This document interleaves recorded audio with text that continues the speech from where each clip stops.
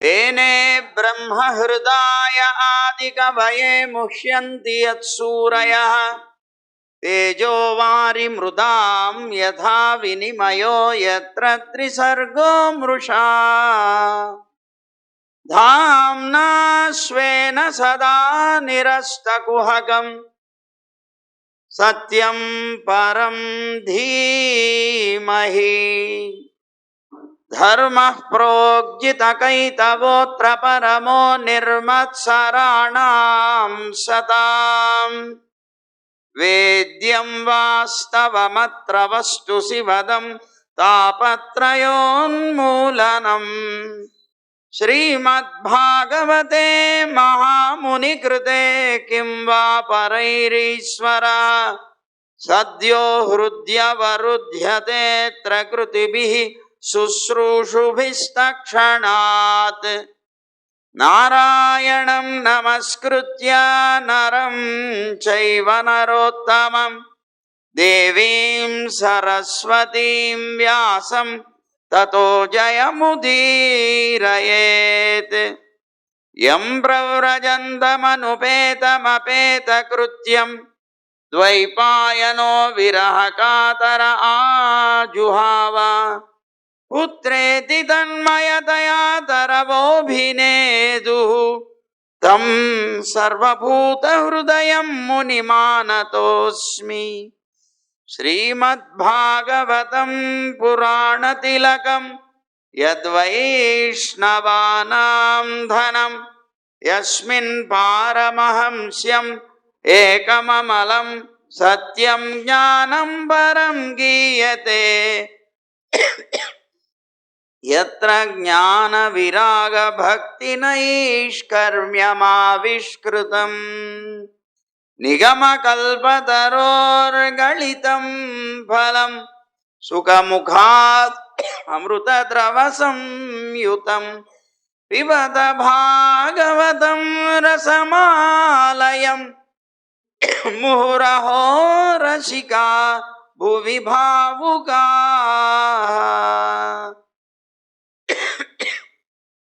ज्ञानानन्दमयं देवं निर्मलस्फटिकाकृतिम् आधारं सर्वविद्यानां हयग्रीवमुपास्महे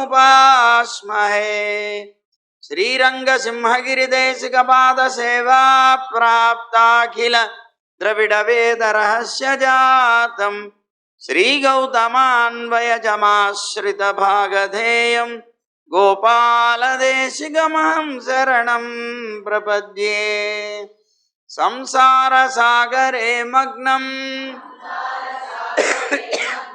दीनं मां करुणानिधे कर्ममोहगृहीताङ्गं मामुद्धर भवार्णवात्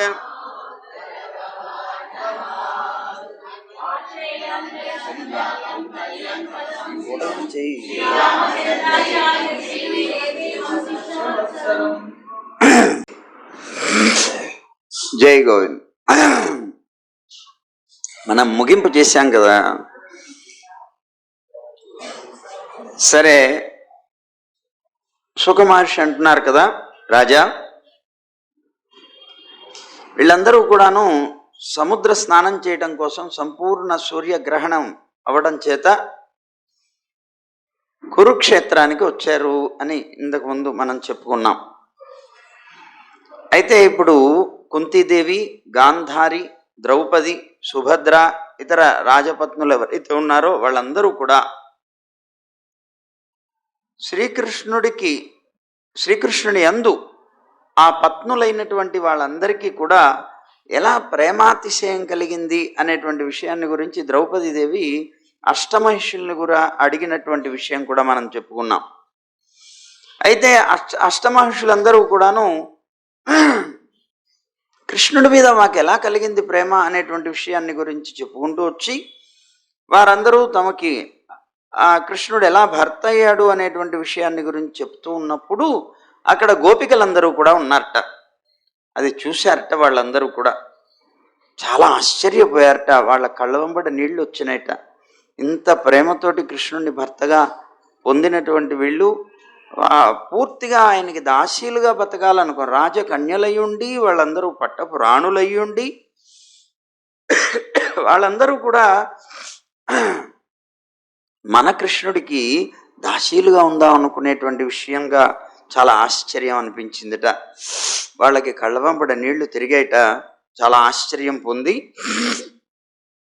ఉన్నారు. వీళ్ళందరూ కూడా ఒకళ్ళనొకళ్ళు మాట్లాడుకుంటున్నారు. స్త్రీలు స్త్రీలతోటి, పురుషులు పురుషులతోటి అందరూ కూడాను సంభాషించుకుంటూ ఉన్న సమయంలో ఆ ప్రాంతానికి వ్యాసుడు, నారదుడు, చ్యవనుడు, దేవలుడు, అసితుడు, విశ్వామిత్రుడు, శతానందుడు, భరద్వాజుడు, గౌతముడు, అలాగే శిష్య సమేతంగా భృగురాముడు, వశిష్ఠుడు, గాలవుడు, భృగువు, పులస్త్యుడు, కశ్యపుడు, అత్రి, మార్కండేయుడు, బృహస్పతి, అలాగే ద్వితుడు, త్రితుడు, ఏకతుడు, సనకాది మహానుభావులైనటువంటి బ్రహ్మపుత్రులు, అంగిరసుడు, అగస్త్యుడు, యాజ్ఞవల్క్యుడు, వామదేవుడు మొదలైనటువంటి ఋషులందరూ కూడాను అక్కడికి వచ్చారట కృష్ణుడిని దర్శనం చేయడం కోసం. ఇక్కడ సూర్యగ్రహణ స్నానం కోసంగా కృష్ణుడు వచ్చాడు అని తెలిసి మహానుభావులైనటువంటి ఋషులందరూ కూడాను అక్కడికి వచ్చారట. ఎప్పుడైతే వచ్చారో వీళ్ళందరూ కూర్చొని మాట్లాడుకుంటున్నారు కదా. ఈ మాట్లాడుకుంటున్నటువంటి రాజులు, పాండవులు, రామకృష్ణులందరూ కూడాను మహానుభావులైనటువంటి ఋషులందరూ కలిసి ఒక్కసారిగా వచ్చేటప్పటికే పరమ ఆశ్చర్యం, ఆనందంతో అందరూ లేచి వెంటనే నమస్కారాలు చేశారట. రామకృష్ణులు కూడా వాళ్ళకి స్వాగతం పలికారట. అలాగే ఆసనం, పాద్యం, అర్ఘ్యం, మాలలు, ధూపం, చందనం మొదలైనటువంటివన్నీ కూడాను వాళ్ళకి సమర్పించి ఆరాధించారట. ఆ తర్వాత కృష్ణుడు ఆ సభలో ఉన్నటువంటి వాళ్ళందరికీ ముఖ్యంగా పరమాత్మ ఏం చేసినా కూడా తాను చేసేటువంటి క్రియ 10 మందికి తెలియడం కోసం చేస్తాడు. అందువల్ల ఆ సభలో ఉన్నటువంటి వారుగా సుఖంగా కూర్చున్నటువంటి వారైనటువంటి మంచి నిగ్రహ సంపన్నులైనటువంటి మునులతోటి తాను అంటున్నట్టు ఈ మాట. ఎందుకన్నాడు? అందరికీ తెలియటం కోసం, తాను కూడా తన యొక్క మనస్సుని ప్రకటించడం కోసం. వాటితో అన్నారట, ఆహా, నిజంగా మేము సార్థక జన్మలం అయ్యాం ఈవేళ అన్నారట. ఎందుకు? ఇలాంటి మహానుభావులందరినీ దర్శనం చేసుకోగలిగాం. సంపూర్ణంగా ఈ జన్మ మాకు సఫలమైంది అని మేము భావిస్తున్నాం. ఎందుకంటే మేము దేవతలకి కూడా దుర్లభమైనటువంటి యోగేశ్వరులైనటువంటి మహానుభావుల యొక్క సాక్షాత్కారాన్ని పొందాం. విశేషంగా అల్పమైనటువంటి తపస్సు కలిగినట్టు, కొద్ది తపస్సు కలిగినటువంటి మానవులు ఉంటారే, వాళ్ళందరూ కూడా ఇదిగో ఇలా మూర్తుల్ని పెట్టుకొని ఆరాధన చేస్తారు. అయితే ఆ దాంట్లోనే భగవంతుడిని దర్శనం చేసుకుంటూ ఉంటారు. దానికి ఆరాధనలు మొదలైనటువంటివి చేస్తూ ఉంటారు. కానీ అదృష్టం వల్ల, మా అదృష్టం వల్ల లేదా వారి అదృష్టం వల్ల యోగేశ్వరులైనటువంటి మహానుభావుల యొక్క దర్శనం అనేటువంటిది, లేదా స్పర్శనమైనటువంటిది, లేదా ఆలాపనం అంటే వారితో మాట్లాడడం అనేటువంటిది, ప్రశ్న కానీ లేదా ప్రణామం కానీ అర్చన కానీ ఇలాంటి అధికారం వాళ్ళకు ఉంటుందా? ఇలా ఆరాధన అయితే మూర్తుల్ని పెట్టుకొని భగవంతుల్ని ఆరాధించుకోగలుగుతారు, కానీ పెద్దల యొక్క దర్శన, స్పర్శన, ఆలాపనాదులు దొరుకుతాయా అని అన్నారన్నమాట. అంటే వాస్తవంలో అది చాలా కష్టం. పెద్దలు వచ్చినప్పుడు దర్శనం చేసుకోకపోతే అంతకన్నా దురదృష్టవంతులు ఇంకొకళ్ళు లేరు అని ఆ కృష్ణుడు ఆ పెద్దల యొక్క విశేషాన్ని చెప్తున్నారన్నమాట. ఇందులో చెప్తూ అట్లా మీకు మీ దర్శనం కూడా మాకు చాలా గొప్ప కృప వల్ల దుర్లభమైనటువంటిదైనా మీ యొక్క అనుగ్రహం చేత మాకు కలిగింది, మేము చాలా సంతోషిస్తున్నామన్నారు. అంటూ వారితో అంటున్నారు, ఈ లోకంలో చాలా మందికి తెలియదు. ఏం తెలియదుట అంటే, జలమయమైనటువంటి స్థానాలు ఏవైతే ఉంటాయో, నీటితో కూడినటువంటి తీర్థాలు, వాస్తవంలో అవి తీర్థాలు అని పిలువబడతాయి, కానీ అవి నిజంగా తీర్థాలు కావు. అలాగే మట్టితోనో లేకపోతే శిలలతోనో చేయబడినటువంటి విగ్రహాలు ఉంటాయి, దేవతలవి, అనేక మంది దేవతల యొక్క విగ్రహాలు ఉంటాయి. కానీ యథార్థంగా అవి అనుగ్రహించేటువంటి దేవతలు కాదు. ఎందుకంటే వాటిని ఆరాధించగా ఆరాధించగా ఆరాధించగా ఆ తీర్థంలో స్నానం చేస్తే వచ్చేటువంటి ఫలం ఎప్పుడో వస్తుంది, చాలా ఆలస్యంగా వస్తుంది. అలాగే ఈ మూర్తుల్ని పెట్టుకొని మనం ఆరాధన చేస్తే మనకు వచ్చేటువంటి ఫలం చాలా ఆలస్యం అవుతుంది. కానీ పవిత్రమైనటువంటి సాధువుల యొక్క దర్శనం ఉన్నదే, అది దర్శనం చేసిన వెంటనే కావలసినటువంటి మనుషులందరినీ కూడాను పవిత్రుల్ని చేసి ఫలాలను ఇస్తుందిట. అలాంటి అద్భుతమైనటువంటి దర్శనం మీ వల్ల మాకు జరిగింది. అందువల్ల నిజమైనటువంటి తీర్థాలు మీరే, దేవతలు మీరే అని మన కృష్ణుడు వీరితో అంటున్నారు. అంటే అదార్థంగా దీంట్లో ఏమిటి అర్థం అంటే, మన పెద్దలు ఎక్కడ వేయించేసి ఉంటే అదే తీర్థం, అక్కడే దేవతలందరూ ఉన్నట్లు లెక్క. మనకి మామూలుగా ఆ విధమైనటువంటి భావన ఉండదు. ఎందుకు ఉండదు అంటే, మనలాంటి మనుషులే కదా అనేటువంటి భావం. మనలాంటి మనుషులే కదా వాళ్ళకు కూడా కన్ను, ముక్కు, నోరు, చెవి అన్నీ ఉన్నాయి మనలాగానే. వాళ్ళు కూడా తింటున్నారు, నిద్రిస్తున్నారు, అన్నీ ఉన్నాయి మనలాగానే. మరి అన్నీ ఉన్నప్పుడు వారు మనతో సమానం అయిపోతారు, కానీ మనకన్నా అధికులు ఏమవుతారు కనుక వాళ్ళు ఉన్న చోట మనకి ఏదో తీర్థం అయిపోయి అది మహత్తరమైనటువంటి తీర్థక్షేత్రాలను సేవించిన, భగవంతుణ్ణి ఆరాధించిన ఫలం వారి దర్శన, స్పర్శన, వారి యొక్క ఆరాధనలో మనకేం లభిస్తుంది అనేటువంటి అవిశ్వాసం మనలో ఉంటుంది. దాన్ని పటాపంచలు చేయడమే ప్రధానమైన ఉద్దేశం అన్నమాట ఇక్కడ కృష్ణుడు ఇలా చెప్పడంలో అర్థం. వాటిని ఆరాధిస్తే అవన్నీ చాలా కాలం పడుతుంది ఫలం పొందడం కోసం. కానీ పెద్దల్ని గనక ఒక్కసారి సేవిస్తే వెంటనే మనకి ఫలం వచ్చేస్తుంది, మనం పవిత్రులం అవుతాము అని చెప్తున్నారు. నిజమైనటువంటి తీర్థాలు దేవతలు కాదు, మనం చెప్పుకునేటువంటి తీర్థాలు కావు అని అంటున్నారు. అగ్ని, సూర్యుడు, చంద్రుడు, నక్షత్రాలు, భూమి, జలం, ఆకాశం, వాయువు, వాక్కు, మనస్సు అనేటువంటి వాటిని ఉపాసించడం చేత, లోకంలో చాలామంది ఉపాసన చేస్తారు, ఆయా రకాలైనటువంటి ఉపాసనలు ఉన్నాయి. అలాంటి వాటి చేత భేదబుద్ధి సంపన్నులైనటువంటి పురుషుల యొక్క పాపాలు నశించవు. వారు ఎన్ని రకాలుగా, ఎంతమందిని ఎన్ని రకాలుగా ఆరాధనలు చేసినా కూడా వాళ్ళ పాపాలు నశించవు.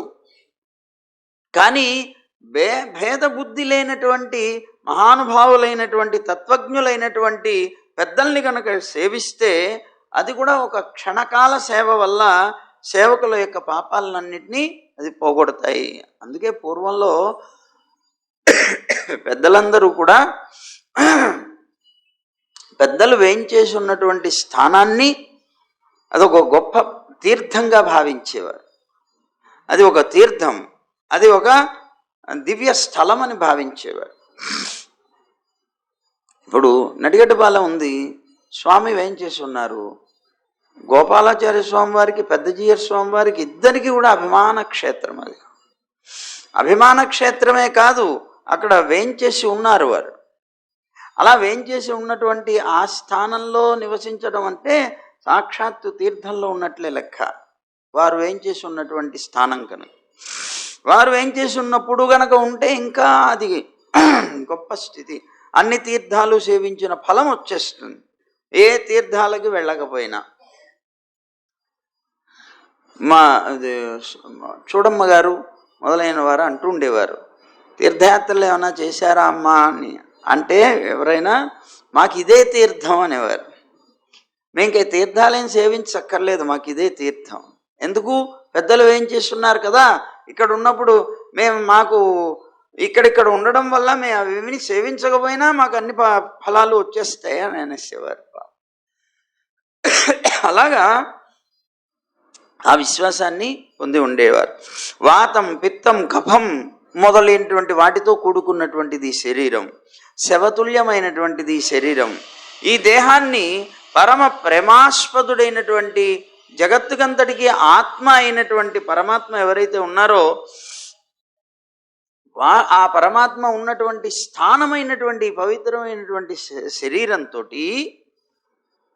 ఈ శరీరాన్నేమో ఆత్మ అని భావిస్తూ పవిత్రమైనటువంటి ఆత్మనేమో తెలుసుకోలేక ఈ దేహాత్మ భ్రాంతితో ఉండేటువంటి ఈ లోకంలో ఉండేటువంటి జనులు భార్య, పుత్రులు మొదలైనటువంటి వాళ్ళని ఆత్మీయులుగాను, అలాగే ఈ లోకంలో ఉండేటువంటి మట్టితోనో శిలతోనో చేయబడినటువంటి విగ్రహాదులు ఏవైతే ఉన్నాయో అవన్నీ పూజనీయమైనటువంటి దేవతలన్నీ,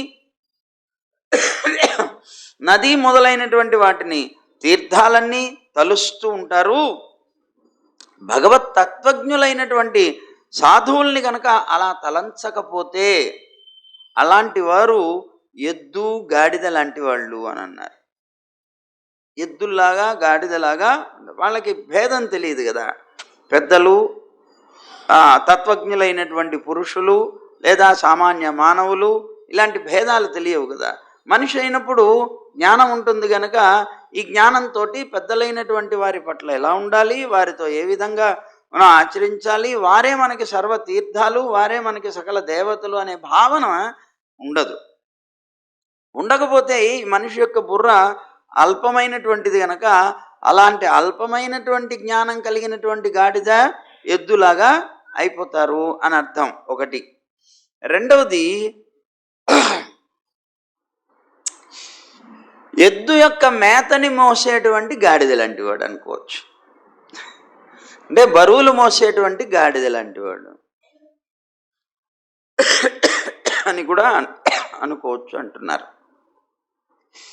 అప్పుడు సుఖ మహర్షి అంటున్నారు కదా, మునులు అకుంఠితమైనటువంటి బుద్ధి కలిగిన కృష్ణ భగవానుడు పలికినటువంటి అసలు పోలిక లేనటువంటి మాటలు, అంటే హద్దు లేనటువంటి మాటలైనటువంటి మాటలు విని మోహం చెందారట. వాళ్ళందరూ మోహం చెంది మౌనంగా ఉన్నారట. ఆ తర్వాత మనులు అందరూ కూడాను చాలాసేపు ఆలోచించి, ఇదేమిటి సాక్షాత్తు పరమాత్మ ఇలా అంటున్నాడేమిటి, మనని చాలా పవిత్రమైనటువంటి తీర్థాలుగానో లేదా దేవతామూర్తులుగానో పోలుస్తున్నాడేమిటి అనేటువంటి ఆలోచన చేశారట. చేసి అప్పుడు ఓహో, కృష్ణుడు కర్మాధీనుడైనటువంటి మానవుడి యొక్క అవతారంలో ఉన్నారు కనుక తన యొక్క ఈశ్వరత్వాన్ని కప్పివేసి ఈ పలుకులు పలుకుతున్నాడు. ఎందుకోసము అనంటే లోక సంగ్రహం కోసం అన్నారు. లోకంలో ఉండేటువంటి జీవులకి జ్ఞానం కలిగించడం కోసం అని నిశ్చయించుకొని అప్పుడు వాళ్ళందరూ కూడా నవ్వుతూ మునులందరూ అన్నారట, నువ్వు మానవుల చేత ఈ స్వరూపాన్ని కప్పిపుచ్చేసి అనీశ్వరుల్లాగా, అంటే ఈశ్వరుడు కానటువంటి వాళ్ళలాగా ఒక మానవుడిలాగా ప్రవర్తిస్తున్నావు. అందువల్ల మేమందరం కూడా మరీచి మొదలైనటువంటి ప్రజాపతులు ఎవరైతే ఉన్నారో వారికి అధీశ్వరులమైనటువంటి వాళ్ళం మేము.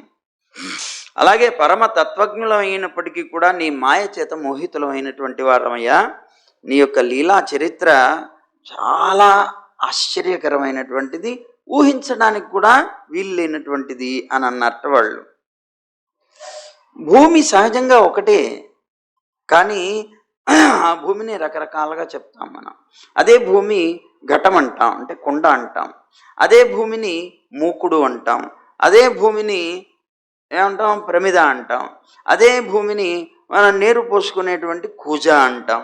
ఇలాగ రకరకాలైనటువంటి భేదాలతో ఒకటే భూమి అనేక పేర్లతో పిలువబడినట్లుగా అనేక రూపాలు, అనేక నామాలు ధరించి నువ్వు కూడా నిష్క్రియుడు అయినప్పటికీ కూడా ఇలా పిలువబడుతున్నావు. బహురూపాలుగా నువ్వు పిలువబడుతున్నావు, నువ్వు నామాలు కలిగిన వాడు అయ్యావు. ఈ జగత్తును కూడా అనేక రూపాలుగా సృష్టిస్తున్నావు, పాలిస్తున్నావు, సంహరిస్తున్నావయ్యా.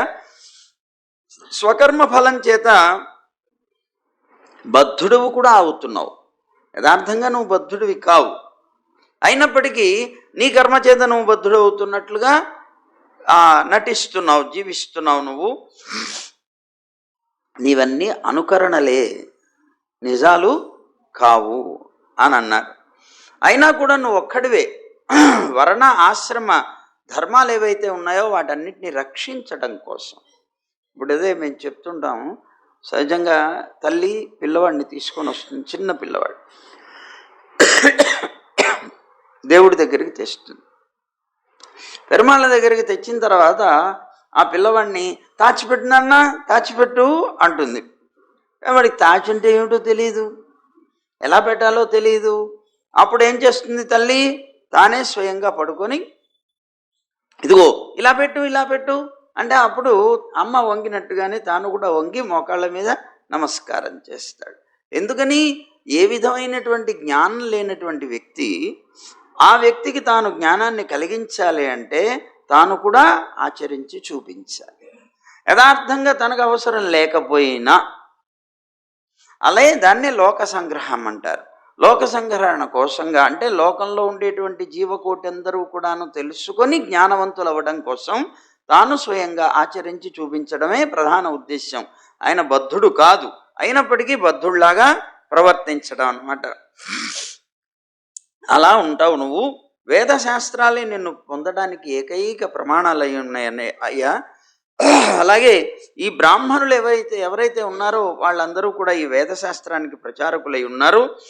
అలాంటి ఆ బ్రాహ్మణ వంశాన్ని నువ్వు పూజిస్తుంటావు కనుక నువ్వు బ్రాహ్మణుల్లో అగ్రగణ్యుడు అయ్యావు అని పరమాత్మని ప్రార్థిస్తున్నారు, స్తోత్రం చేస్తూ. ఈవేళ సాధుజన శరణ్యుడైనటువంటి నీ యొక్క సాంగత్యాన్ని మేమందరం కూడా పొందాం.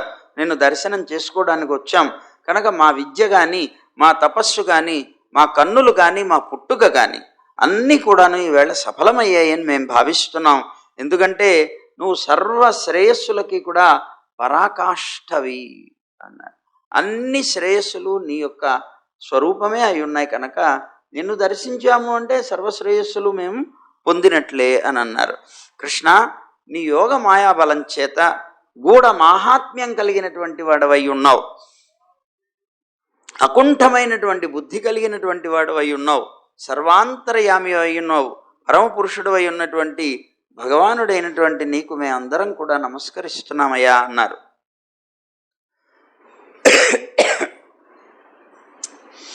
నువ్వు లోక దృష్టిలో మాయా అనేటువంటి ఒక తెర చేత కప్పిబడి ఉండడం చేత ఈ ఉన్నటువంటి రాజులు ఎవరైతే ఉన్నారో నీ చుట్టూతా వాళ్ళకి కానీ చివరికి నీతో పాటు ఎల్లప్పుడూ కూడాను నిన్ను విడవకుండా సంచరిస్తూ ఉండేటువంటి యాదవులకు కూడా నువ్వు పరమాత్మవని, సర్వాంతర్యామివని, కాలస్వరూపుడైనటువంటి వాడవని నిన్ను తెలుసుకోగలిగే జ్ఞానం లేదు.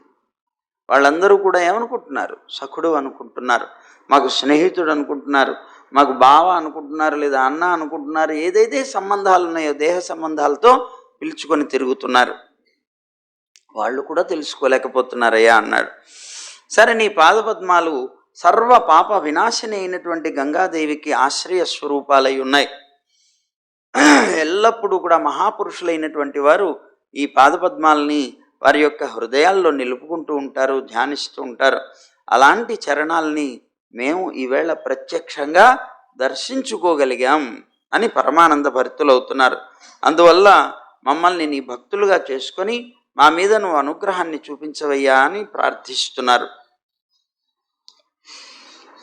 సరే, అలా అంటూ సుఖ మహర్షి అంటున్నారు కదా, ఓ రాజర్షి, మునులందరూ కూడాను ఇలా వారితో పలికి కృష్ణుణ్ణి స్తోత్రం చేసి అక్కడ ఉన్నటువంటి కృష్ణుణ్ణి ధృతరాష్ట్రుడు, యుధిష్ఠిరుడు మొదలైనటువంటి వాళ్ళందరి దగ్గర అనుమతి తీసుకొని ఇంకా మరి వెళ్ళొస్తాం, స్వామిని దర్శించడం కోసం వచ్చాం, మాకు చాలా అద్భుతమైనటువంటి దర్శనం అయింది, ఇంకా వెళ్ళొస్తామని ఆశ్రమాలకు వెళ్ళిపోవడం కోసం అని సిద్ధమయ్యారు. సరిగ్గా వాళ్ళు అలా సిద్ధమవుతున్న సమయంలో వసుదేవుడు వాళ్ళ దగ్గరికి వచ్చాడు. ఆ మాట అంటున్నారు ఏమిటి స్వామి, మీరు ఇప్పుడే కదా వచ్చారు, అప్పుడే వెళ్ళిపోతారా అన్నాడు. ఏమి, మాకు కావలసినటువంటి కార్యం అయిపోయింది, మేము దర్శనం చేసుకోవడం కోసం వచ్చాం, మళ్ళీ మా అనుష్ఠానాల కోసం మా ఆశ్రమాలకు వెళ్ళిపోతాం అన్నారు. అంటే అప్పుడు నమస్కారం చేసి వసుదేవుడు అన్నట్ట వాళ్ళ పాదపద్మాలు పట్టుకొని, ఇప్పుడే కృష్ణుడు అన్నాడు మీరందరూ సర్వదేవతా స్వరూపాలు అని. అలాంటి సర్వదేవతా స్వరూపులైనటువంటి మీకు నేను నమస్కరిస్తున్నాను అని వారి యొక్క శిరస్సుని వారి పాదాల దగ్గర ఉంచి నమస్కారం చేసి దయతోటి నా మాటలు వినండి అని అన్నాడు. సరే, వాళ్ళు నిలబడ్డారు. ఏమిటన్నారు?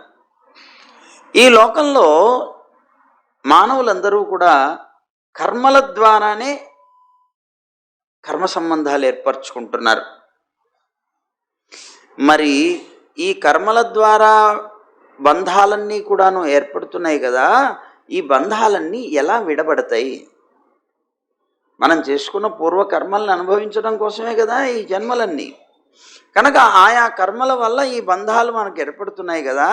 ఈ సంసారం అనేటువంటి బంధం నుంచి మేము బయటపడాలంటే ఏమిటి ఉపాయం అని అడిగారు వాళ్ళు. ఎవరు? వసుదేవుడు అడిగాడు మహానుభావులైనటువంటి ఋషుల్ని, మాకు చెప్పండి అని ప్రార్థించాడు. అప్పుడు నారదుడు ఋషులందరితోటి తిరిగి ఋషులతో అంటున్నాడు, ఓ మునులారా, ఈ వసుదేవుడు సాక్షాత్తు పరమాత్మ అయినటువంటి కృష్ణుణ్ణి తన పుత్రుడుగా భావించినప్పటికీ కూడా, పొందినప్పటికీ కూడా ఆయన మీద ఆ భావనని వదిలిపెట్టేసి మనందరినీ వచ్చి తత్వాన్ని ఉపదేశం చేయమంటాడేంటి? సాక్షాత్తు కృష్ణుడు పరమాత్మ ఆయన సంతానమై ఉంటే ఆయన దగ్గర నుంచి గొప్పగా తత్వజ్ఞానాన్ని పొందగలిగినటువంటి స్థితిలో కూడా మన దగ్గరికి వచ్చి కోరుతున్నాడేమిటి అంటే పరమాత్మని వారు కూడా గుర్తించలేదన్నమాట. ఎందుకు గుర్తించలేదు? యథార్థంగా గుర్తించగలిగినా కృష్ణుడు మాయ కప్పేస్తాడు. ఎందుకు కప్పేస్తాడు? ఎప్పుడైతే ఈయన భగవంతుడు అనేటువంటి భావన వాళ్ళకి కలిగిందో అప్పుడు భగవంతుడిగానే భావన చేస్తారు తప్ప వాళ్ళకి ప్రేమని అందించలేరు.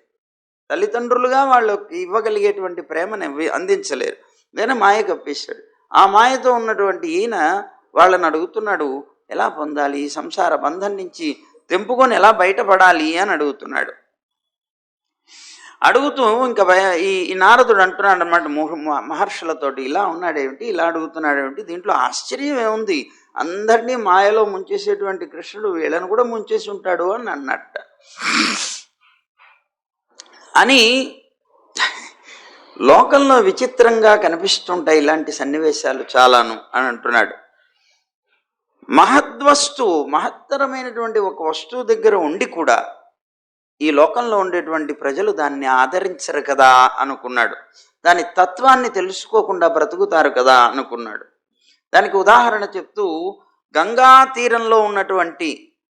తీరంలో నివసించేటువంటి వ్యక్తులు ఆ గంగాజలాన్ని, పవిత్రమైనటువంటి ఆ గంగాజలాన్ని వదిలేసేసి పుణ్యాలు పొందడం కోసం అని ఇతర తీర్థాలకు వెళతారయా. విచిత్రమైనటువంటి స్థితి. తిరుపతిలో ఉంటారు, అనేక తీర్థాలను తిరుగుతూ ఉంటారు. తిరుమలకి వెళ్ళేది ఎప్పుడో ఒకసారి.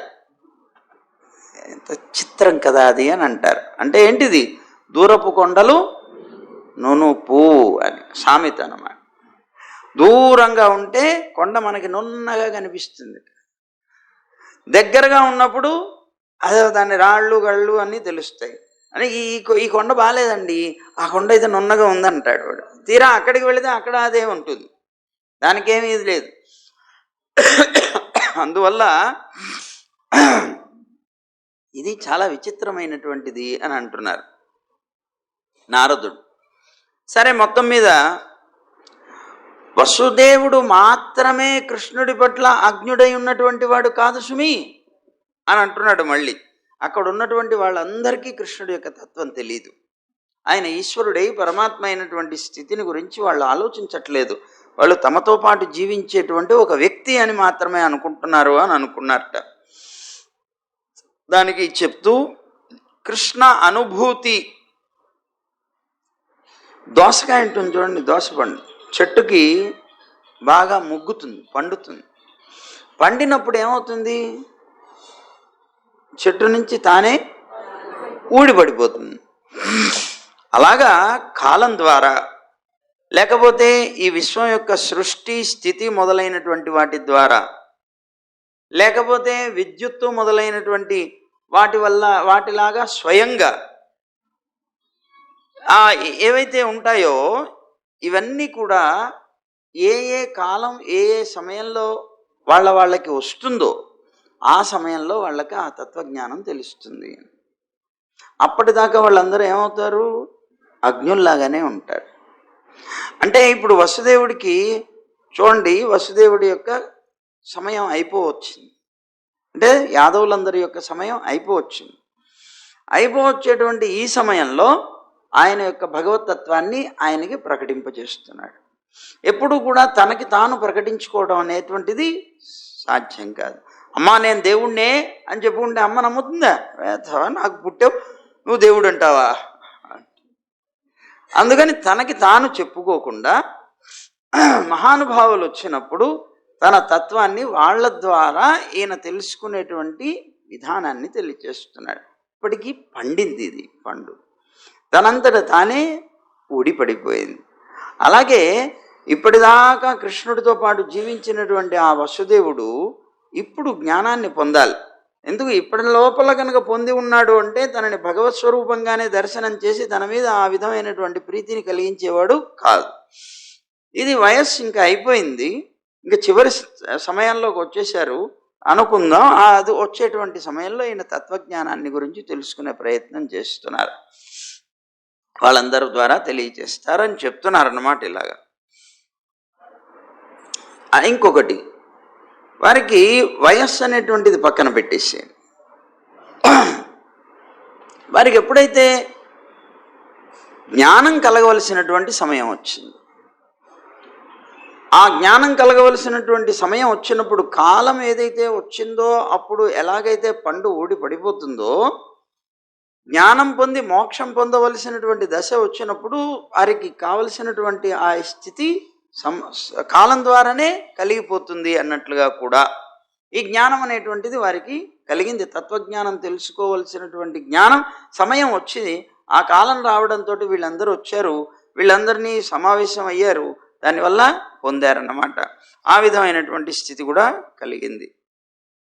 అప్పుడు సరే వీరికి ఇలాంటి స్థితి వచ్చింది వసుదేవుడికి కనుక ఈ వసుదేవుడికి ఇప్పుడు మనం జ్ఞానాన్ని బోధించాల్సిందే అన్నారు. ఏం బోధించాలి? వారు ఏమడిగారు? ఈ కర్మ వల్ల బంధాల్లో పడ్డాం, ఈ బంధాల నుంచి బయటపడేటువంటి స్థితి నాకు ఏది అని అడిగాడు.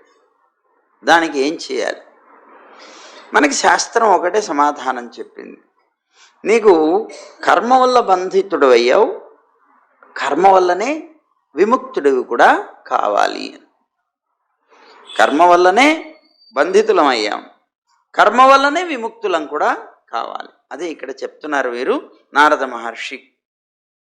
అందరూ వింటున్నారు సభలో, రామకృష్ణులు అలాగే మొదలైన పెద్దలైనటువంటి వాళ్ళు, వసుదేవుడు మొదలైనటువంటి అందరూ వింటూ ఉండగా చెప్తున్నారు, నాయనా మానవులందరూ కూడా సర్వ యజ్ఞాల ద్వారా యజ్ఞస్వరూపుడైనటువంటి పరమాత్మ నారాయణుణ్ణి మాత్రం ఆరాధించాలి అని శాస్త్రాలు చెప్తున్నాయి. నువ్వు కర్మ విముక్తుడు ఎలా అవ్వాలి అంటే కర్మ వల్లనే కావాలి.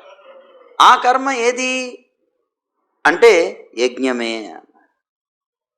యజ్ఞం అనేటువంటి కర్మ ఎందుకు? యజ్ఞం అనేటువంటిది సాక్షాత్ భగవత్ స్వరూపం. యజ్ఞంలో వాడబడేటువంటి వస్తువులు ఏవైతే ఉన్నాయో అవన్నీ భగవత్ స్వరూపమే. అలాగే యజ్ఞంలో ఉంచేటువంటి నెయ్యి కానీ లేకపోతే పదార్థాలు కానీ లేదా శృవాలు కానీ దానికి వినియోగించబడేటువంటి వస్తువులు కానీ అన్నీ కూడాను సాక్షాత్తు నారాయణుడి యొక్క స్వరూపమే. ఆ యజ్ఞంలో ఆరాధింపబడేవాడు నారాయణుడే.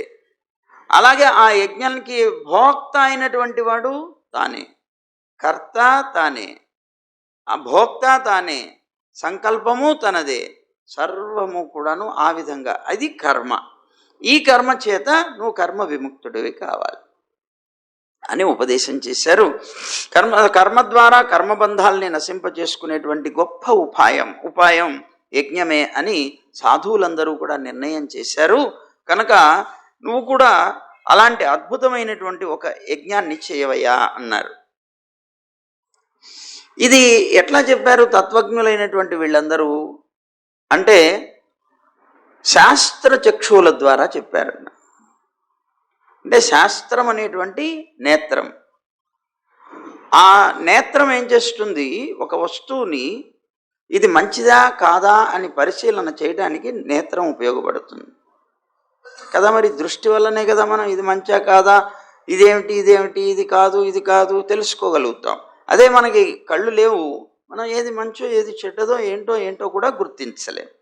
కనుక శాస్త్రం అనేటువంటి చక్షు ఏదైతే ఉన్నదో దాని ద్వారా హితము అహితము అని చెప్పబడేటువంటి శాస్త్రంలో ఉన్నటువంటి హిత అహితాలు సంబంధించినటువంటి విషయాన్ని బాగా చక్కగా పరిశీలన చేసినటువంటి వారయ్యారు.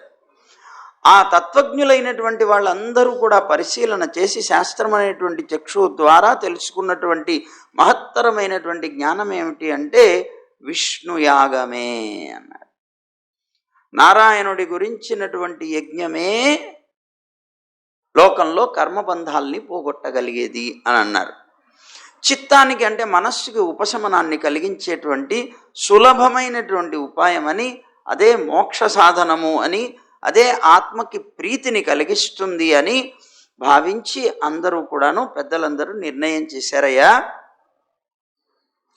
ఇది అవశ్యము చేయవలసినటువంటి, తప్పనిసరిగా చేయవలసినటువంటి కర్మగా ధర్మంగా చెప్పబడింది కనుక ఇది ఆచరించాలి అని అన్నారు. అయితే ఈ ఆచరించేటువంటి యజ్ఞం కూడా ఎలాంటిది ఆచరించాలి? కామంగా ఆచరించకూడదు. కోరికతో చేసుకునేటువంటి యజ్ఞాలకి ఇష్టి అంటారు, ఇష్టులు అంటారు వాటిని. ఇష్టులు అంటే ఏదో ఒక కోరిక నిమిత్తంగా చేయబడేటువంటి యజ్ఞం. సరే, కొన్ని యజ్ఞాలు ఉన్నాయి. జ్యోతిష్టోమేన స్వర్గకామో యజేత అంటారు. అంటే స్వర్గం కావాలి అనుకునేటువంటి వాడు జ్యోతిష్టోమం అనేటువంటి యజ్ఞం చేయాలి, ఇలా శాస్త్రం చెప్తుంది. అలాగా ఆ స్వర్గాలు ఇహలోకంలో ఉండేటువంటి సుఖాల కోసంగా చేయబడేటువంటివి ఇష్టులు. అలాగే పరలోక సంబంధమైనటువంటి స్వర్గాది లోకాలని పొంది అక్కడ ఉండేటువంటి సుఖాలని పొందేటువంటి యజ్ఞాలైతే ఈ జ్యోతిష్టోమాది యజ్ఞాలు ఇవన్నీ కూడా ఉంటాయి. కానీ భగవంతుడు కర్మ విముక్తి పొందాలి అంటే మాత్రం చేయబడేటువంటి యజ్ఞం ఏమిటి అని అంటే దానికి ఉండవలసినటువంటి లక్షణాలు ఏమిటి? నిష్కామ భావం ప్రధానంగా ఉండాలి. అంటే ఏ కోరిక లేకుండా యజ్ఞం చేయాలి. యజ్ఞము అంటే అర్థం ఏమిటి? యజ దేవపూజాయామని, దేవతల యొక్క ఆరాధనకి యజ్ఞం అని పేరు. దేవతల యొక్క ఆరాధనకి యజ్ఞము అని పేరు. కనుక యజ్ఞం అంటే దేవత ఆరాధన. ఆ దేవత కూడా ప్రధానంగా ఆరాధింపబడవలసినటువంటి దేవత ఎవరు? నారాయణుడు. ఆ నారాయణుడు గురించినటువంటి యజ్ఞం ఏదైతే ఉందో అది చేయబడాలి. ఏ కోరికతో కాదు, ఆయన్ని ఆరాధించడం అనేటువంటి కోరిక మాత్రమే, ఇంకొకటి ఏది లేదు. నిష్కామంగా ఒకటి. రెండవది, న్యాయంగా సంపాదించినటువంటి ద్రవ్యంతో చేయాలట. న్యాయంగా సంపాదించినటువంటి ద్రవ్యంతో చేయాలి. అలా సాక్షాత్తు శ్రీమన్నారాయణుని గనక ఆరాధించినట్లయితే ఈ రెండు లక్షణాలతోటి, ఒకటి నిష్కామంగా ఏ కోరిక కోరకుండా, రెండవది న్యాయంగా ఆర్జించినటువంటి ద్రవ్యంతో, ఈ రెండిటితో కనుక చేయగలిగితే గృహస్థులకు కూడా శ్రేయస్కరమైనటువంటి మార్గం ఇంతకన్నా గొప్పది ఇంకొకటి లేదు అన్నాడు. గృహస్థులు కూడా మోక్షం పొందడానికి అత్యంత గొప్పదైనటువంటి మార్గం ఇది అన్నాడు. సరే, ఆత్మహితపరులైనటువంటి వాళ్ళు, ఆత్మకి హితం చేసుకోవాలి అనుకునేటువంటి వాళ్ళు ఉంటారే. అంటే అర్థం ఏంటి? ఇప్పుడు చెప్పండి, చూడండి, రెండు రకాలుగా ఉంటాయి. లోకంలో మనంతా జీవిస్తున్నాం. జీవించేటప్పుడు మనకు అనేక రకాల కోరికలు ఉంటున్నాయి. ఈ కోరికలతో మనం పొందేటువంటిది సుఖం అనుకుంటున్నాం. కానీ ఇక్కడ హితం ఎవరికి చేస్తున్నాం? మనం శరీరానికి చేస్తున్నాం. ఆత్మహితం కాదు ఇది, ఆత్మకి హితం కాదు ఇది, శరీర సంబంధం. మనం ఏ కోరికలు కోరండి ఈ లోకంలో, అవన్నీ కూడా శరీర సుఖం కోసం. నాలుకని తృప్తిపరచడం కోసం మనం జిలేబీలో, లేకపోతే గులాబ్ జాములో, లేకపోతే లడ్డూలో మొదలైనటువంటివి తింటాం. కళ్ళకి తృప్తి కలిగించడం కోసం చిత్రాల్లో, లేకపోతే ఇంకోటో చూస్తుంటాం. చెవులకి తృప్తి కలిగించడం కోసం వింటున్నాం మనం. చూడండి ఆశ్చర్యం. అంటే ఈ సుఖాలన్నీ సంబంధించినటువంటివి శరీర సంబంధమే. మనం కోరేటువంటివి కూడా శరీరానికి సంబంధించినటువంటి. శరీరమే శాశ్వతం కానప్పుడు దాని ద్వారా పొందబడేటువంటి సుఖాలు శాశ్వతంగా నువ్వు ఎక్కడ అనుభవించగలవు? కనుక అది అశాశ్వతం అవుతుంది. కనుక ఈ శరీరము, దాని ద్వారా పొందబడేటువంటి సుఖాలు, ఇవన్నీ కూడా అనిత్యములు అని ముందు నువ్వు తెలుసుకోగలిగినప్పుడే అవి కోరకుండా ఉండగలుగుతావు. శాశ్వతమైనటువంటిది, నిత్యమైనటువంటిది ఆత్మ. అంటే జీవుడు నిత్యమైనటువంటి వాడు, అతను పొందబడేటువంటి సుఖం ఎప్పుడు నిత్యమైనటువంటిది అనేటువంటిది నువ్వు తెలుసుకోగలిగినప్పుడే ఆత్మ సంబంధమైనటువంటి సుఖం కోసం నువ్వు అపేక్ష పడతావు. అందుకనే ఇక్కడ యజ్ఞం చేసేటప్పుడు ఆ యజ్ఞంలో ఆత్మహితం కోసంగా కనుక, అంటే ఆత్మకి బంధం అనేటువంటి సంసార బంధం నుంచి విముక్తి కలిగించడమే హితం కనుక, ఆ హితాన్ని కనుక నువ్వు ఆలోచించినట్లయితే తప్పనిసరిగా నిష్కామంగా నువ్వు యజ్ఞం చేయాలి. అలాగే పవిత్రమైనటువంటి ద్రవ్యంతో నువ్వు యజ్ఞం చేయాలి. కానీ ఏదైనా ఒక కోరికతో కోసం కనుక చేసినట్లయితే, కోరిక శరీరానికి సంబంధించింది కనుక నువ్వు ఏదో యజ్ఞం చేసావు, అది ఎట్లాంటి ద్రవ్యంతో అయినా నువ్వు చేస్తావు, నీకు ఉండేదే కామం, అక్కడ కోరిక, అది వేస్ట్, వృధా అయిపోతుంది అన్నమాట అని చెప్తున్నారు ఇక్కడ. అందువల్ల ఆత్మహితం కోరుకునేటువంటి వాళ్ళు బుద్ధులు అంటారు. బుద్ధులంటే మంచి జ్ఞానం కలిగినటువంటి వ్యక్తులు అన్నమాట, బుద్ధిమంతులైన వారు. వాళ్ళు ఏం చేస్తారట, యజ్ఞాలు కానీ దానాలు కానీ ఏ విధమైనటువంటి ధనాన్ని కోరుకొని, నేను ఇప్పుడు దానం చేస్తున్నాను, నేను యజ్ఞం చేస్తున్నాను, నాకు ఉన్నటువంటి 10 రూపాయలు 10 కోట్లు అయిపోవాలి అనే భావంతో చేసేటువంటి వాళ్ళు కారట, బుద్ధిమంతులైన వాళ్ళు. అలాగే గృహాలకి ఉచితమైనటువంటి భోగస్వరూపాలైనటువంటి దార అంటే భార్య, సుత అంటే పిల్లలు, వాళ్ళ యొక్క వాంఛ కోసం, అంటే వాళ్ళ యొక్క వాళ్ళు కావాలి అని కోరుకోవడం కోసంగాను, ఇవన్నీ కూడా ఏంటి, కాలం చేత నశించిపోయేటువంటి వస్తువులు. అలాంటి నశించిపోయేటువంటి వస్తువులని అన్వేషించేటువంటి వ్యక్తులు చేసుకునేటువంటివి ఈ లౌకికమైనటువంటి కార్యాలు.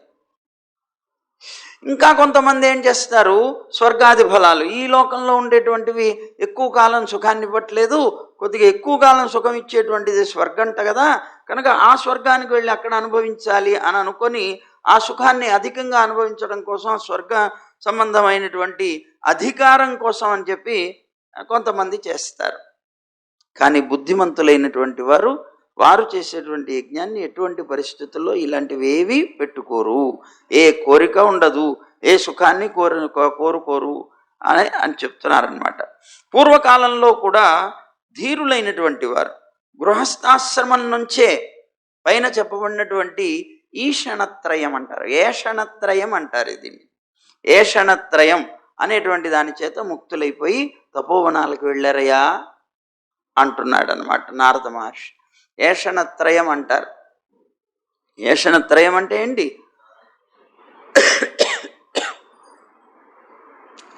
ధనం, దార అంటే భార్య, పుత్ర మొదలైనటువంటి వాటి మీద ఆసక్తిని వదిలివేయటం ఏషణత్రయ త్యాగం అంటారు. ఇంకా వాటి మీద ఆశ ఉండదు, అది ఎలాగైనా సరే జీవనం సాగిస్తారన్నమాట. వాళ్ళు భిక్ష బట్టి తిరుగుతారు కూడా, ఇంకా వాటి మీద ఏ విధంగానూ ఆధారపడరు ఆ విధంగాను. కనుక ఏషణత్రయ త్యాగం అనేటువంటిది చేస్తారు. అలా చేశారు మహానుభావులైనటువంటి పూర్వీకులు. వాళ్ళు ముక్తులైపోయారు. వాళ్ళందరూ కూడాను తపోవనాలకు వెళ్ళి తపస్సు చేసుకున్నారయ్యా. కానీ ఓ వసుదేవ, ద్విజులైనటువంటి వారు, ద్విజులు అంటే 2 జన్మలు కలవారు అని అర్థం, గుర్తుపెట్టుకోండి. ద్విజులు అంటే ఎవరు, 2 జన్మలు కలవారు. 2 జన్మలంటే ఏంటి, ఒకటి తల్లి యొక్క గర్భం నుంచి పుట్టినటువంటి జన్మ, రెండవది సంస్కారం చేత కలిగినటువంటి జన్మ. ఏమిటి, ఉపనయన సంస్కారం చేత జరిగినటువంటి జన్మ. అంటే ఉపనయనం కనుక అయినట్లయితే అతనికి ద్విజుడని పేరు వస్తుంది.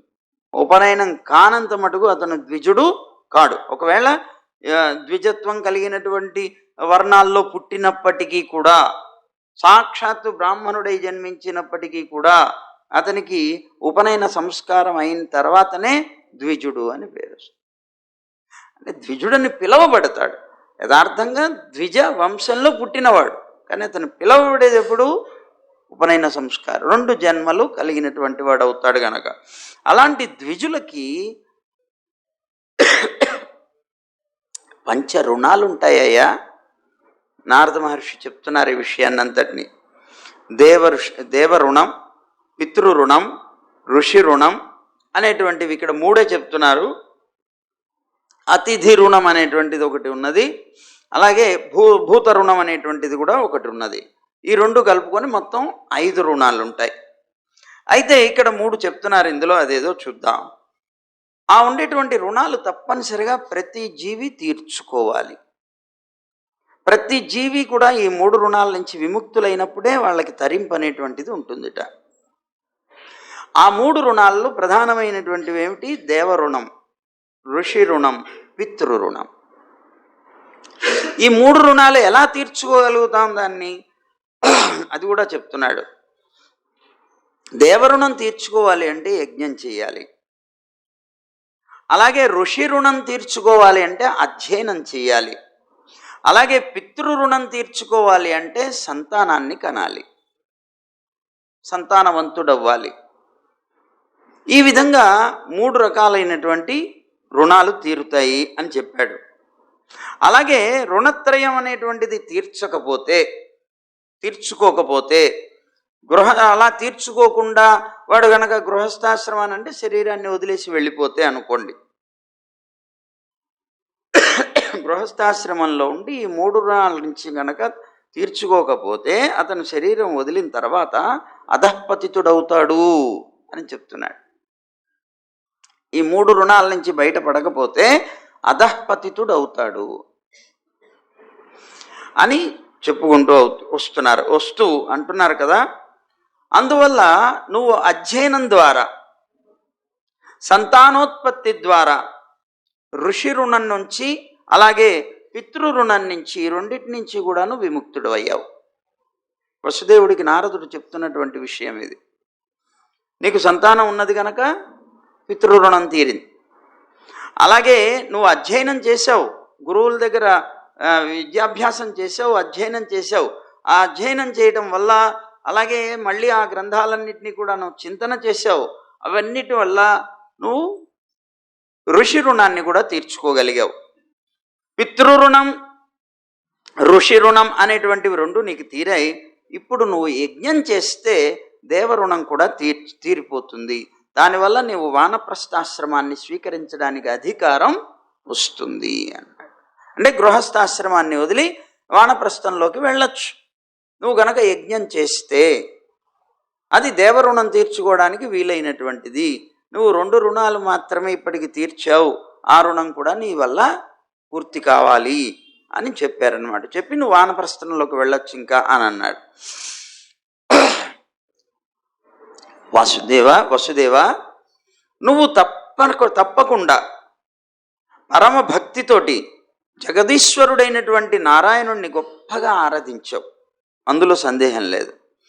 మహాభక్తుడివి నువ్వు అలాంటి వాడివి కనుకనే నీకు సాక్షాత్తు పరమాత్మ సంతానం అయి పుట్టాడు అని పరమాత్మ యొక్క వైభవాన్ని, అతనికి పుట్టినటువంటి వాడు పరమాత్మ అనేటువంటి జ్ఞానాన్ని వసుదేవుడికి కలిగించారు.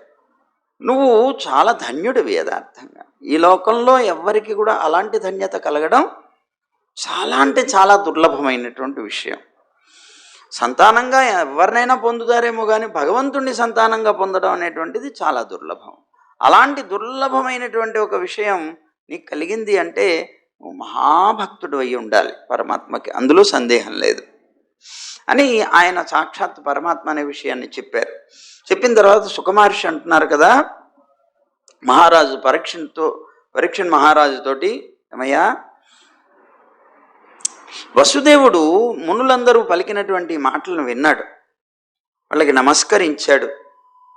వాళ్ళందరినీ కూడా ప్రసన్నం చేసుకొని, మహానుభావులారా అయితే నా దేవరుణాన్ని నేను తీర్చుకోవడం కోసం యజ్ఞం చేయడానికి సిద్ధంగా ఉన్నాను.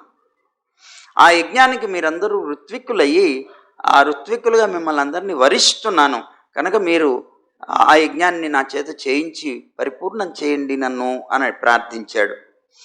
అప్పుడు శాస్త్ర విధిని అనుసరించి వరింపబడినటువంటి ఋషులు ఎవరైతే ఉన్నారో వాళ్ళందరూ కూడా ఆ కురుక్షేత్రంలోనే వసుదేవుడి చేత ఉత్తమమైనటువంటి ఉపకరణాలన్నీ కూడా తెప్పించి యజ్ఞాన్ని చేయించారు. వైభవోపేతంగా యజ్ఞం జరిగింది.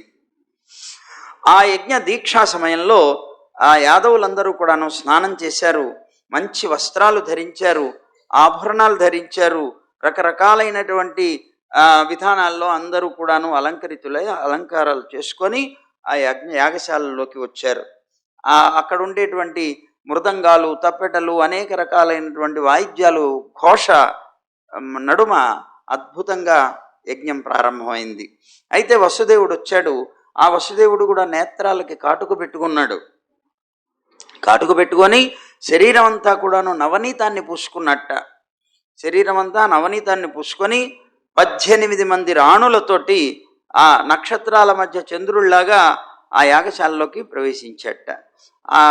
ఆయన్ని వెంటనే వాళ్ళందరితో కలిపి ఆ వసుదేవుణ్ణి అభిషిక్తుల్ని చేశారంటే అభిషేకం చేశారట ఋత్వికులైనటువంటి వాళ్ళందరూ కూడా. ఆ తర్వాత తన యొక్క భార్యలతో పాటుగా దీక్ష వహించాడు. జింక చర్మం చేత కప్పబడినటువంటి శరీరాన్ని జింక చర్మంతో కప్పుకొని అలా ఉన్నట్టు ఆయన. సరే, మొత్తం మీద వసుదేవుడు చేసినటువంటి యజ్ఞంలో ఎలా ఉందిట ఇది అంటే, వృత్రాసురుణ్ణి సంహరించిన తర్వాత ఇంద్రుడు చేసినటువంటి యజ్ఞంలాగా ఉందిట. అంత వైభవపేతంగా జరిగిందిట. ఆ యజ్ఞంలో సదస్సులైనటువంటి ఋత్విక్కులు ఎవరైతే ఉన్నారో వాళ్ళందరూ కూడాను రత్న ఖచ్చితమైనటువంటి కౌశేయం అంటే పట్టు వస్త్రాల్ని ధరించారట.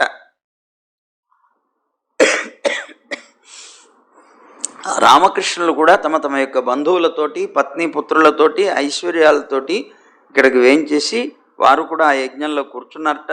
మరి తల్లిదండ్రులు చేస్తున్నారంటే వీళ్ళు కూడా దాంట్లో భాగస్వాములే కదా, అలా అవుతున్నారట. ఆ తర్వాత వసుదేవుడు ప్రతి యజ్ఞంలో కూడా శాస్త్ర విధానాన్ని అనుసరించి అగ్నిహోత్రాదులైనటువంటి ప్రాకృతం కానీ వైకృతం కానీ చెప్పబడేటువంటి ఆ యజ్ఞాల ద్వారా అనేక రకాలైనటువంటి మంత్రాలకి మంత్ర అధిష్టాన దేవతల్ని అనేక రకాల ద్రవ్యాలతో తత్సంబంధమైనటువంటి యజ్ఞస్వరూపుడైనటువంటి నారాయణుని ఆరాధన చేశారట. సరే, యజ్ఞం సమాప్తమైంది. అద్భుతంగా జరిగినటువంటిది. వెంటనే శాస్త్ర విధి ప్రకారంగా ఎప్పుడైనా సరే కార్యం అయిపోయిన తర్వాత దక్షిణ ఇవ్వాలి. దక్షిణ ఇవ్వకపోతే ఆ కార్యం సఫలం కాదట, వ్యర్థమైపోతుందిట. అందువల్ల వెంటనే యజ్ఞం అయిపోయిన తర్వాత అందరికీ సంభావనలు దక్షిణలు ఇచ్చారట. ఇచ్చినప్పుడు బహుమూల్యాలైనటువంటివి. ఆ దక్షిణ ఇచ్చేటప్పుడు కూడా లెక్క పెట్టి ఇస్తాం మనం. రోజుకి ఇంత చాలు, ఇంతకన్నా ఏమిటి అనుకుంటూ ఇస్తాం. మనం చేసేది, మన యొక్క ఆలోచన తీరు ఎప్పుడు అలాగే ఉంటుంది. ఎప్పుడైనా బ్రాహ్మణుడికి నువ్వు ఎంత ఉదారంగా నువ్వు దానం చేయగలుగుతావో అంత సంపద నీకు పెరుగుతుంది. కానీ బ్రాహ్మణుడి దగ్గరకు వచ్చేటప్పటికే మన యొక్క బుద్ధి కుంచితమైపోతుంది. రకరకాలైనటువంటి విషయాల్లో ఖర్చు పెట్టడానికి మన మనస్సు అసలు ఆలోచన కూడా చేయదు. కానీ బ్రాహ్మణుడికి సంభావన ఇచ్చేటువంటి దక్షిణ ఇచ్చేటువంటి సమయంలో రోజుకి ఎంత, ఎందుకండి ఇంత, రోజు 100 రూపాయలు చాలు, 1000 రూపాయలు చాలు, ఇలా భావన చేసి వాళ్ళకి ఇస్తూ ఉంటాం. అలా ఇవ్వలేదట వసుదేవుడు. ఎందుకు చెప్తున్నా అంటే, వసుదేవుడు చాలా విలువైనటువంటి ధేనువుల్నిచ్చేట, ఆవుల్నిచ్చేట, భూముల్నిచ్చేట, బ్రాహ్మణ కన్యల్నిచ్చేట ఋత్వికులకి దానంగా. కన్యాదానం కూడా చేస్తారన్నమాట. ఇలాగా వజ్ర వైఢూర్యాలతో వాళ్ళందరికీ కూడా దానాలు చేసేట. ఆ దాన కార్యక్రమం కూడా అయిపోయిందంటే వాళ్ళకి దక్షిణల రూపంలో ఇచ్చారు. ఆ దక్షిణలన్నీ కూడా పుచ్చుకున్నారు వాళ్ళు. అయిపోయిన తర్వాత ఈ మహర్షులు ఈ పత్ని సంయాజం అనేటువంటి ఒక యజ్ఞం ఉంటుంది. యజ్ఞం చేసిన తర్వాత చివరిలో చేసేటువంటిది అనమాట. దీంతో ఈ అవభృత స్నానం చేస్తారు. పత్ని సంయాజం అనేటువంటిది గృహస్థులు కనుక చేసేది. ఈ పత్ని సంయాజం అనేటువంటి యజ్ఞాన్ని చేయించారు. ఆ తర్వాత అవభృత స్నానానికి కూడా తీసుకెళ్లారు. అవభృత స్నానం కూడా పూర్తి చేయించారు. అంతా అయిపోయిన తర్వాత రామహ్రదంలో, అంటే ఈ కురుక్షేత్రంలో ఉన్నటువంటి రామహ్రదంలో దీక్షాంతంలో చేయబడేటువంటి స్నానాలన్నీ చేశారట. స్నానం చేసిన తర్వాత వసుదేవుడు అతని యొక్క భార్యలు ఆ మంచి మంచి ఆభరణాలు వస్త్రాలు ధరించారట. అలాగే అక్కడ ఉన్నటువంటి అందరికీ కూడా వస్త్రాలు పంచారట. అందరికీ కూడాను భూషణాలు ఇచ్చారట. కుక్క మొదలుకొని అన్ని వర్ణాల వాళ్ళకి కూడా అన్నాన్ని పెట్టారట. ఎవరికైనా సరే వీరు వారు అని లేదు, ఎవరు వచ్చినా సరే అక్కడ లేదు అని తిరిగి వెళ్ళేటువంటి పరిస్థితి కల్పించలేదట. అలా దానం చేశారట. అంటే కుక్క మొదలుకొని అంటే జీవరాశి, ఇతర జీవరాశితో సహా అందరికీ కూడాను ఇచ్చారట, సాపాటు పెట్టారట. ఆ తర్వాత భార్యాపుత్రులతో పాటు బంధువుల్ని, అలాగే విదర్భ, కోసల, కురు, కాశీ, కేకయ, సృంజయ మొదలైనటువంటి రాజులు, అలాగే సదస్యులు, ఋత్విక్కులు, దేవతలు, మనుష్య, భూత, పితృ చారణులు మొదలైనటువంటి వాళ్ళందరినీ కూడా వాళ్ళ యోగ్యతకి తగినట్లుగా వాళ్ళందరికీ కానుకలనిచ్చి వాళ్ళందరినీ సన్మానించారట. ఆ తర్వాత కృష్ణుడి యొక్క అనుమతిని తీసుకొని వాళ్ళందరూ కూడా వాళ్ళ యొక్క లోకాలకి వాళ్ళు వెళ్ళిపోయారట.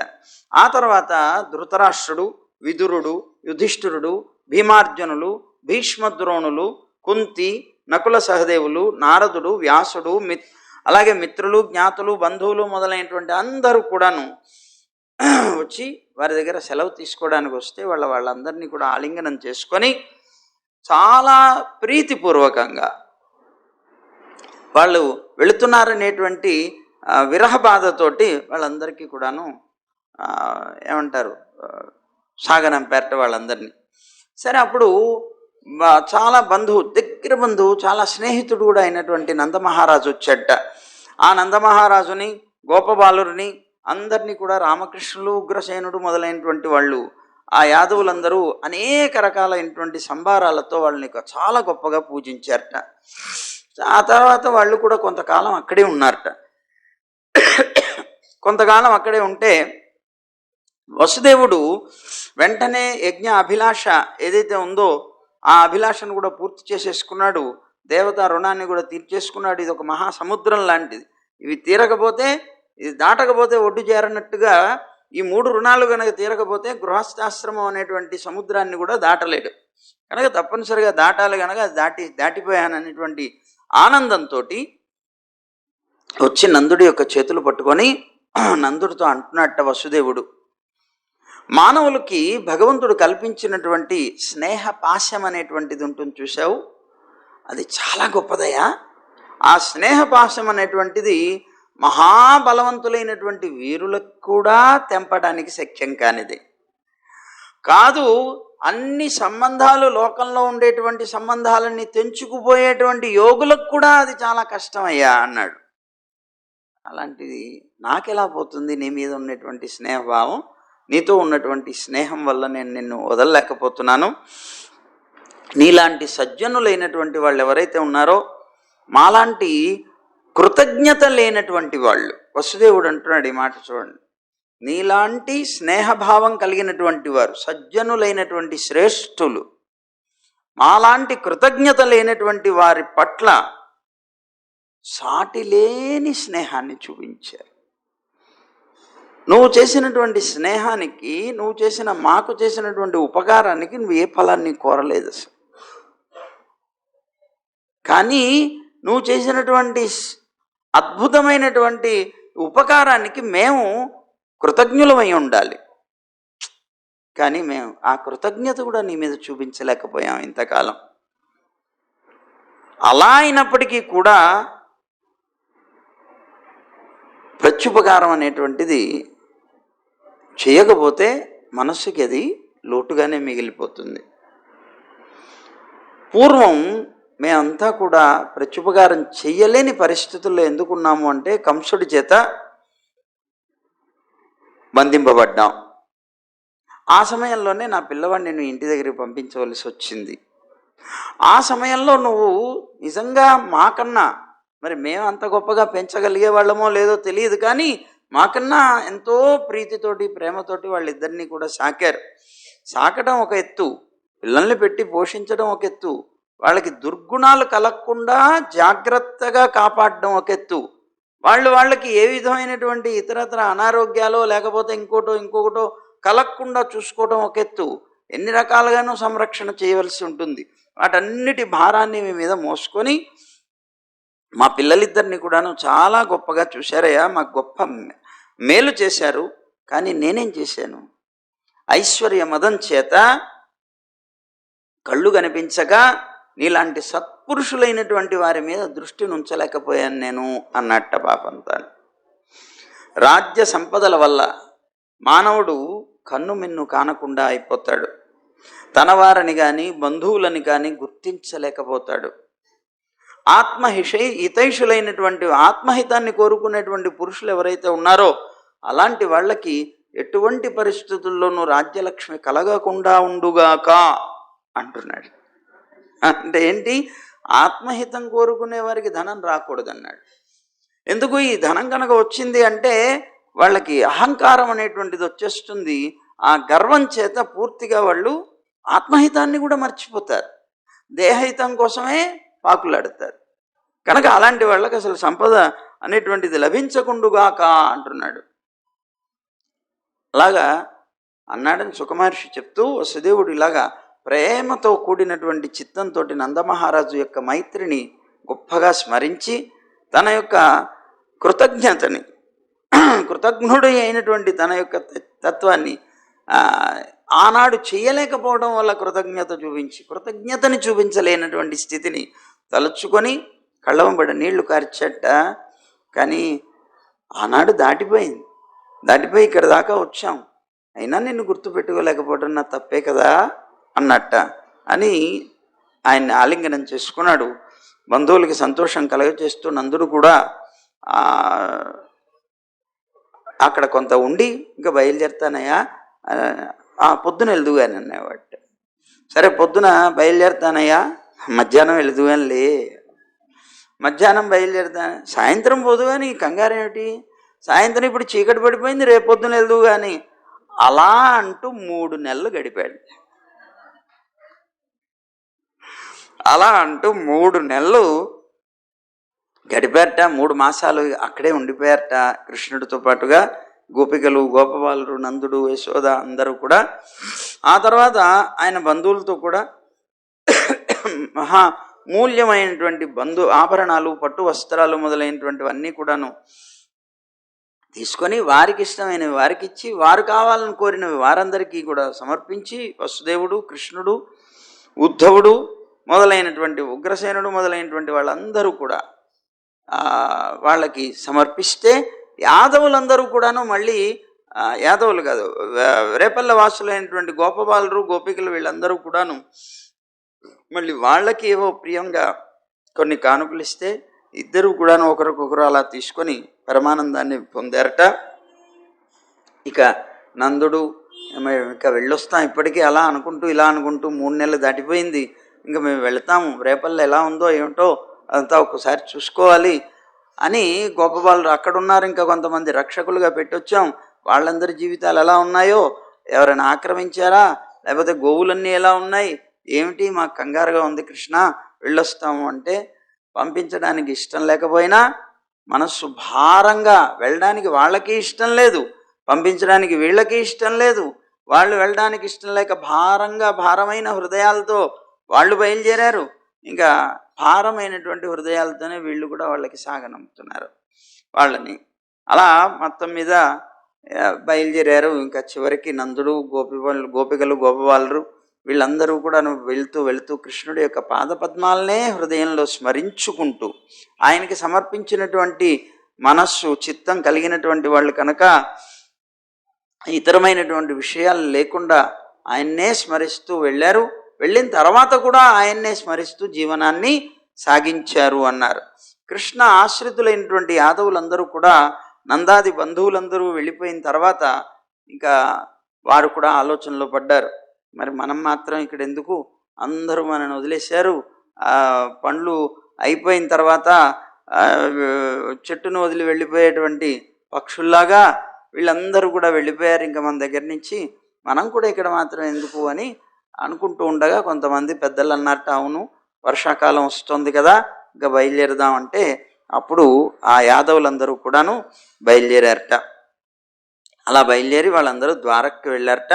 ద్వారక్కి వెళ్ళి అక్కడ ఉన్నటువంటి ప్రజలందరికీ కూడా తీర్థయాత్రలో వాళ్ళు చేసినటువంటిది, అక్కడ సంఘటిల్లినటువంటి, అక్కడ ఏవైతే జరిగాయో, ఎవరెవరైతే వచ్చారో, ఎవరెవరితో ఎలా మాట్లాడామో ఆ విషయాలన్నీ కూడాను వాళ్ళందరితో చాలా ఆనందంగా ముచ్చటించుకున్నారట. ఆ వసుదేవుడు కూడా యజ్ఞ మహోత్సవ విశేషాన్ని అందరికీ కూడా తెలియచేసి, ఇలా శ్రీకృష్ణుడి యొక్క నేతృత్వంలో, ఆయన యొక్క ప్రత్యక్ష పర్యవేక్షణలో అద్భుతంగా యజ్ఞం జరిగింది అని వసుదేవుడు ఆనందపూర్వకంగా చెప్పుకున్నాడు. కృష్ణుడు మా చేత యజ్ఞం చేయించాడు కృష్ణ అని చెప్పి చెప్పుకొని పరమానంద భరితులయ్యారట. ఇంకా వాళ్ళందరూ కూడాను ద్వారకకి వెళ్ళారు. మనందరం కూడా బయలుదేరదాం. జై గోవింద. మనం మళ్ళీ సాయంత్రం చెప్పుకుందాం. సర్వం శ్రీకృష్ణ. గోవింద జయ జయ గోపాల జయ జయ. రాధారమణ హరి గోవింద జయ జయ. గోవింద జయ జయ గోపాల జయ జయ. రాధారమణ హరి గోవింద జయ జయ. గోదారమణ హరి గోపాల జయ జయ.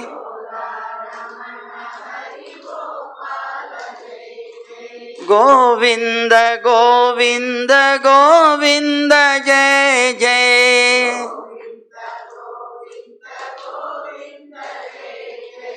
గోవర్ధనోద్ధార గోవింద జయ జయ.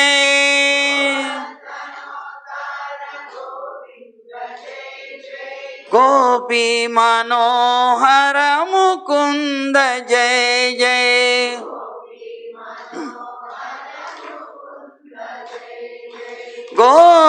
గోవర్ధనోద్ధార గోవింద జయ జయ. గోపీ మనోహర ముకుంద జయ జయ.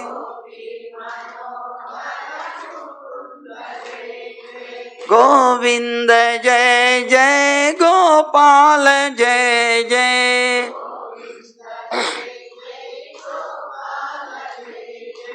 గోవింద జయ జయ గోపాల జయ జయ.